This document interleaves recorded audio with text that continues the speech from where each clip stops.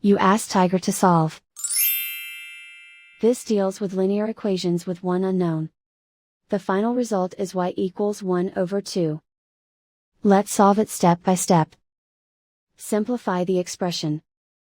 Expand the parentheses.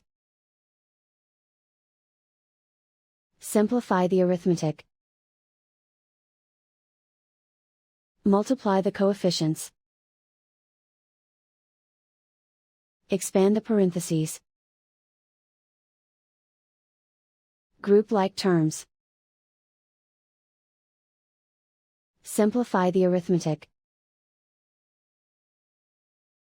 Group all constants on the right side of the equation. Add 2 to both sides. Simplify the arithmetic.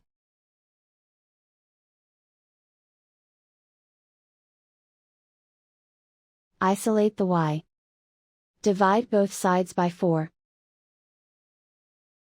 Simplify the fraction.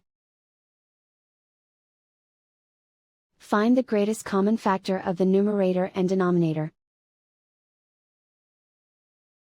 Factor out and cancel the greatest common factor. And so the final result is y equals 1 over 2.